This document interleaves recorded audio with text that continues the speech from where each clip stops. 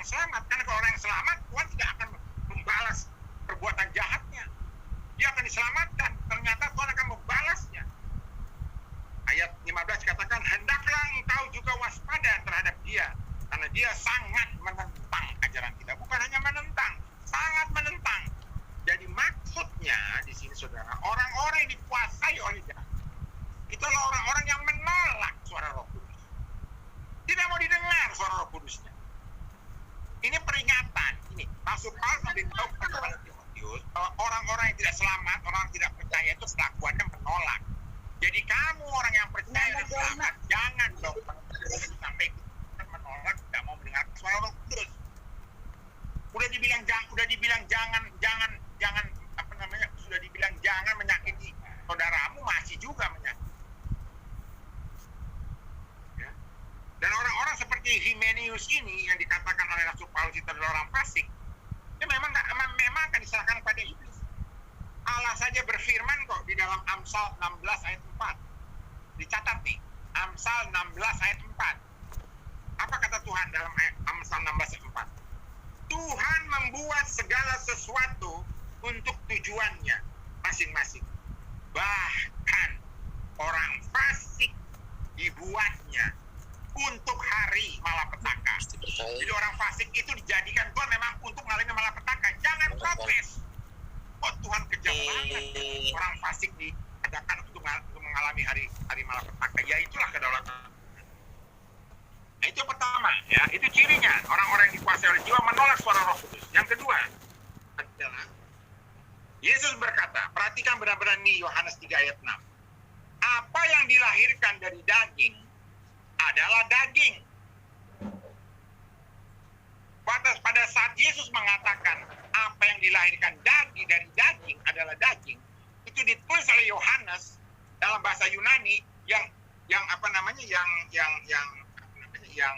yang disebut di sini kalimat dilahirkan, yang telah dilahirkan dari daging, itu ditulisnya dalam bahasa Yunani ditulisnya adalah genaho, bersifat perfect. Artinya orang yang dilahirkan dari daging sudah permanen dari daging.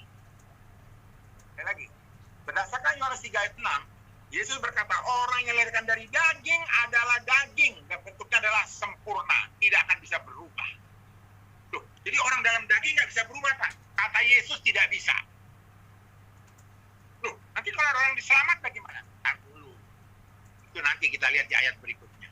Menurut firman ini, Yesus katakan orang yang dilahirkan dari daging adalah daging dan dia tidak bisa berubah. Selama jadi hidup dalam daging, tidak bisa dia berubah. Lalu Yesus katakan, dan apa yang dilahirkan dari roh adalah roh. Jadi kalau orang hidup dalam kejiwaan, hidup oleh jiwa, maka dia akan menghasilkan daging, tidak bisa menghasilkan roh. Ya, tapi Pak, saya memang kadang-kadang masih ada hidup dalam daging, tapi saya hidup dalam roh juga. Bentar, tidak mungkin begitu. Ya roh aja, daging ya daging, itu kata Yesus. Jadi bagaimana saya mau berubah Pak dari daging ke roh? Ya ntar dulu, kita lihat dulu. Nanti ada pembahasan. Tapi yang saudara perhatikan di sini, Yesus dengan tegas mengatakan dalam bentuk permanen, sempurna, maka dikatakan perfect di sini. Dikatakan apa? Orang yang dilahirkan dari daging, ya daging. Udah titik, nggak bisa lagi. Kalau you masih dalam daging, ya daging terus. Nggak bisa berubah jadi roh. Ya orang yang dilahirkan dari roh sajalah adalah roh. Jangan lupa ada jawabannya soalnya. Ya, saya tahu bapak-bapak ibu ada pertanyaan. Nah, tapi kita lihat, kita mengerti. Ya, apa maksud firman ini? Ya. Jangan protes dulu, diingat aja dulu firman ini. Nah, kita sama-sama tahu perbuatan daging itu apa. Kita tidak akan membahas lebih dalam mengenai perbuatan daging ini. Dia hanya menunjukkan dalam Galatia 5 ayat 19-21 dikatakan di sini. Contohnya pencabulan, kecemaran, hawa nafsu itu ada hubungan dengan hal-hal yang seksualitas. Lalu ada hubungan dengan menomorduakan Tuhan, yaitu apa? Penyembahan berhala dan sihir. Lalu ada dikelompokkan perbuatan daging itu yang bagaimana kita berhubungan dengan manusia, dengan saudara kita, berinteraksi secara sosial. Itu ada perseteruan, perselisihan, iri hati, amarah, dan seterusnya. Kita tidak akan membahas ini, kita hanya mau mengingatkan yang dimaksud penyembahan berhala itu apa. Karena banyak orang punya pengertian penyembahan berhala itu adalah patung-patung. Ada juga sudah melihat, enggak hanya patung Pak, ada juga hal yang lain. Nah, mari kita lihat. Di dalam bahasa aslinya, ya, penyembahan berhala itu adalah idolatria. Idolatria. Artinya apa? Dalam bahasa Inggrisnya idolatry. Idolatry itu dari idol. Idol, idola. Nah, jadi yang namanya penyembahan berhala, kalau saya mengidolakan selain Tuhan, itu penyembahan berhala. Apa saja yang diidolakan? Contohnya adalah harta. Ya, saya kasih contoh. Kita ke gereja, pulang ke rumah, jarak gereja sama rumah itu 10 kilo. Sampai rumah kita tahu, aduh handphone saya ketinggalan. Kita akan diam aja di rumah atau kita balik ke gereja. Pada umumnya orang balik ke gereja. Karena di gereja nggak ada telepon, ya dia datang dari rumahnya, datang ke gerejanya untuk mencari handphonenya. Tapi kalau Alkitabnya yang ketinggalan di gereja, dia nggak akan balik ke rumahnya ke gereja. Malah dia berprinsip, ya minggu depan juga masih ada bagi. Sementara orang yang di gereja yang tahu ada handphone ketinggalan, bisa-bisa kalau dia ditipu iblis, dia ambil tuh handphone, dia jual untuk kepentingan dia. Tapi kalau Alkitab ketinggalan, didiemin aja sama dia. Nah, itulah dia lebih mengidolakan handphonenya. Bangun pagi yang pertama kali dilihat handphone. Sarapan pagi handphone. Mau mandi handphone. Mau pergi handphone. Mau kebaktian handphone. Semuanya handphone. Nah, itulah mengidolakan. Dia nggak tahu di dalam diri dia ada Roh Kudus loh. Karena dia adalah bait Roh Kudus. Nah, itu cara mengidolakan. Status sosial. Saya ingin jadi pengurus ini, pengurus itu. Ingin jadi ketua ini, ketua itu. Ingin jadi pemimpin ini, pemimpin itu. Karena untuk dia, status sosial itu penting. Nah, itulah orang yang mengidolakan. Ya. Itu yang dimaksud penyembahan berhala seperti itu. Pengetahuan. Saya punya S1, saya punya S2, saya punya S3. Saya punya pengalaman ini, pengalaman itu. Akhirnya dia mengidolakan pengetahuannya. Ya. Kalau dalam rohani, kita ini karena di sini orang-orang yang hamba-hamba Tuhan, anak-anak Tuhan, ya, anak-anak Allah, yang lebih mau mengerti firman Tuhan, yang harus diidolakan itu adalah Roh Kudus yang membuka semua rahasia firman. Bukan ilmu pengetahuan yang kita pelajari. Sudah dikatakan minggu lalu, bersyukurlah kita diberi kesempatan untuk belajar secara formal. Tadi sekolah Alkitab, tadi sekolah teologia. Tujuannya untuk apa? Untuk lebih mengenal Allah. Makin kita berisi, makin kita menunduk. Makin kita berisi mengenal firman Tuhan, makin kita sadar. Tidak ada apa-apanya saya. Roh Kudus lebih dahsyat lagi.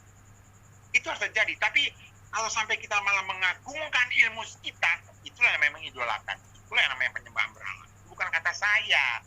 Yaitu katanya firman begitu. Idolatria. Idolatry. Idol. Idolakan. Itulah dia.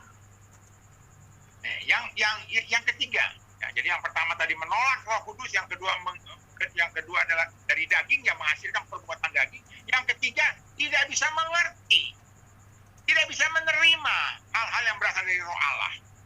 Karena apa? Mereka tidak mengerti. Ini perhatikan juga 1 Korintus 2 ayat 14 ini. Tolong benar-benar diingat ya. 1 Korintus 2 ayat 14 ini. Dia manusia yang duniawi itu, yang kedagingan itu tidak bisa mengerti apa yang dikatakan dari Roh Allah. Karena bagi dia adalah kebodohan. Moria. Kebodohan itu moria. Untuk dia itu sesuatu yang tidak masuk akal. Karena dia lebih mengandalkan pikirannya. Dan orang-orang seperti ini tidak dapat memahami, sesaat pun tidak bisa memahami. Sebab hal itu hanya dapat dinilai secara rohani. Nanti kita akan lihat contohnya di dalam firman lain. Apa yang dicontohkan, yang dimaksud dengan ternyata mereka tidak mengerti, karena mereka tidak dapat menilai itu, karena mereka tidak hidup secara rohani. Saudara-saudara dikasihi Tuhan, kita harus sangat-sangat berhati-hati dengan ciri-ciri orang-orang yang dikendalikan oleh jiwa tadi. Ada 3 hal seperti ini. Di mana di situ yang namanya pikirannya makin menguasai dia, keinginannya makin menguasainya, dia mengagungkan pikirannya, mengagungkan keinginan perasaannya. Itulah yang dikatakan Yesus, yang kayak begini tuh nggak bisa. Yang kayak begini tidak bisa mengikuti Yesus. Nggak bisa orang seperti itu. Makanya Yesus berkata kepada murid-muridnya dengan jelas di dalam di dalam Matius 16 ayat 24. Yesus dalam Matius 16:24. Lalu Yesus berkata kepada murid-muridnya, setiap orang yang mau mengikut aku, dia harus menyangkal dirinya, memikul salibnya, dan mengikut aku. Saudara tahu nggak yang dikatakan Yesus kepada murid-muridnya itu adalah dikatakan apa? Dikatakan di situ setiap orang yang mau mengikut aku, atau dalam bahasa Yunani-nya dikatakan adalah etelo opiso ego, atau kalau orang bacanya tele opiso mu. Etelo opiso ego. Artinya apa? Yang mau mengikuti aku, kata Yesus, itu harus menyangkal. Apar nehom mahe. Harus apar nesas. Berasal dari kata dasarnya apar nehomahi. Apa artinya itu? Menyangkal. Menyangkal tidak ada diri saya. Tidak ada pikiran saya. Tidak ada keinginan saya. Tidak ada kehendak saya. Tidak ada. Semua pikiran Tuhan. Semua kehendak Tuhan, keinginan Tuhan. Bisakah kita melakukan itu? Tidak bisa. Bisakah kita melakukan itu? Tidak bisa. Mana mungkin pikiran saya itu menyangkal pikiran saya? Mana mungkin? Mana mungkin keinginan saya menyangkal keinginan saya? Sesama keinginan ya saling mendukung. Jadi bagaimana dong Pak? Saya nggak bisa menyangkal diri saya. Nggak bisa. Kan Yesus sudah katakan dalam Yohanes 3 ayat 6 tadi, yang lahir dari daging adalah daging. Nah kalau kita berasal dari daging, ya nggak bisa kita melawan dagingnya. No choice, nggak punya pilihan. Ada orang bilang, tapi saya punya pilihan bebas Pak. Tidak ada di Alkitab katakan pilihan bebas. Tidak ada di kata satu kata pun yang menunjukkan pilihan bebas itu nggak ada. Yang ada adalah keinginan. Bisakah saya menyangkal keinginan saya, pikiran saya? Nggak bisa. Kenapa? Yang tua Yesus katakan, yang lahir dari daging, ya adalah daging. Nah, jadi bagaimana dong Pak? Saya bisa selamat segala macam. Ya memang Anda nggak bisa selamat kalau berdasarkan diri Anda. Hanya Rasul Paulus berkata, supaya digenapi yang namanya Yohanes 3 ayat 6. Supaya Matius 16:24 bisa berhasil jalan. Yaitu apa? Rasul Paulus berkata, di dalam Galatia 2 ayat 19-20, dia katakan apa? Sebab aku telah mati. Artinya apa? Di ayat lain, Rasul Paulus berkatakan, kami juga dulu seperti mereka. Hidup dengan hawa nafsu, pikiran jahat, dan sebagainya. Jadi dulu mereka hidup dalam daging. Sekarang Rasul Paulus katakan, sebab aku telah mati. Oleh hukum Taurat, diperhadapkan oleh hukum Taurat, saya memang berdosa, dan itulah hukum Taurat, itulah saya harus mati. Jadi saudara-saudaraku, kalau saudara mau beralih hidup dalam roh, itu harus mati. Dagingmu harus mati. Harus mati. Itu yang Yesus katakan kepada Nikodemus. Nggak bisa kecuali engkau dilahirkan kembali dalam air dan roh. Nah, jadi yang lama harus mati. Karena kalau sudah mati, semuanya ikut mati. Semua hukum Taurat yang berlaku atasmu juga ikut mati. Bukan hukum Taurat yang mati. Semua akibat hukum Taurat terhadap dirimu juga ikut mati. Itu syaratnya, harus mati. Sebab aku telah mati oleh hukum Taurat untuk hukum Taurat. Nah, dikatakan apa sini? Supaya aku hidup. Nah, bentuk kalimat supaya aku hidup itu bentuknya adalah AAS, aorist aktif subjunctive. Sudah kita bahas di minggu-minggu sebelumnya. Kalau saudara lihat di materi yang sudah kita bagikan di masing-masing grup, aorist subjunctive itu adalah tenses Yunani yang menerangkan bahwa karena tindakan awal mengakibatkan atau menghasilkan sesuatu. Jadi karena adanya mati dulu, karena aku telah mati, maka itu akan menghasilkan, akan mengakibatkan aku hidup. Gitu. Makanya Yesus katakan, mana mungkin bisa tumbuh lagi tanaman yang baru itu bijinya. Jadi karena sudah mati, mengakibatkan saya bisa hidup.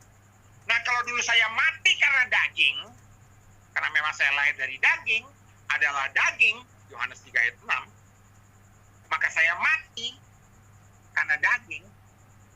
Kalau sekarang saya hidup, siapa yang menghidupkan saya? Adalah Allah. Sebagaimana Allah membangkitkan Kristus, maka hidup saya sekarang untuk Allah. Dan aku telah disalibkan dengan Kristus. Maka sekarang kalau aku hidup, bukan lagi aku yang hidup, bukan dagingku lagi yang hidup. Tapi siapa yang hidup? Siapa yang hidup di sini? Yang hidup adalah Kristus. Nah, di sini kita mulai paham. Oh, jadi kalau saya sudah mati dengan daging saya, sudah disalibkan bersama Kristus karena daging saya, maka saya bisa hidup. Nah, hidup saya ini sudah untuk Allah. Hidup saya ini sudah dalam roh. Sudah menjadi ciptaan baru. Manusia baru yang dipimpin oleh roh, bukan lagi dipimpin oleh daging. Itulah yang namanya lahir kembali di dalam roh. Yesus katakan. Itulah yang namanya saya menjadi ciptaan baru. Karena saya sekarang manusia yang dipimpin oleh roh. Maka dalam Yohanes 3 ayat 6 dikatakan yang lahir dari roh adalah roh. Itu maksudnya Yesus. Jadi kita mulai paham. Oh, kalau penjelasannya dijelaskan oleh Rasul Paulus. Jadi saudara dikasih Tuhan, jelas di sini. Kalau saya sudah hidup di dalam roh, dipimpin oleh roh, dan dikatakan dalam Galatia 2 ayat 20, yang hidup bukan lagi saya, tapi yang hidup di dalam saya adalah Kristus. Bukan lagi Pak Jo dengan keinginan dan pikirannya, tapi Kristus yang hidup dalam saya dengan pikiran Kristus dan keinginan Kristus. Oleh sebab itu saya bisa melakukan Kristus 24 ini. Menyangkal diri saya, karena sudah tidak ada lagi diri saya. Saya sudah menjadi manusia baru yang dipimpin oleh roh. Bukan lagi ada saya dalam diri saya, yang ada Kristus dalam diri saya. Maka saya menyangkal diri saya. Memang nggak ada lagi saya. Yang ada adalah Kristus. Itulah yang bisa menyangkal. Tapi apa maksudnya, Pak? Masih memikul salib. Karena saya masih hidup di dalam dunia ini, masih ada, daging saya masih ada, bukan yang nggak ada. Tapi saya sudah dipimpin oleh roh, maka iblis akan terus-menerus mengganggu kita. Dunia akan mengganggu kita. Dan dalam penolakan kita, itu adalah dunia. Itulah yang menjadi salib kita masing-masing. Makanya dikatakan salibnya masing-masing. Bukan salibnya Kristus ini. Ini salibnya masing-masing kita. Berbeda-beda tiap orang. Nah, kalau saya sudah dipimpin oleh roh menjadi manusia baru dan memikul segala penderitaan, karena salib itu menggambarkan penderitaan kita di dalam hidup kita sehari-hari. Karena kita menolak dunia ini, menolak tipu iblis lagi, maka kita mengikuti Yesus. Dari sini mudah-mudahan saudara-saudara paham ya, keterkaitan antara firman dengan firman yang lain. Itulah jiwa. Itulah jiwa. Ada amin? Amin. Amin, amin. Amin. Berharap kita paham semua ya. Amin. Amin. Amin. Amin. Amin. Masuk bagian yang kedua. Kalau kurang jelas nanti bisa ditanyakan. Kalau kurang jelas nanti bisa ditanyakan. Amin. Nanti kita sambung bagian kedua. Nah, kita berbicara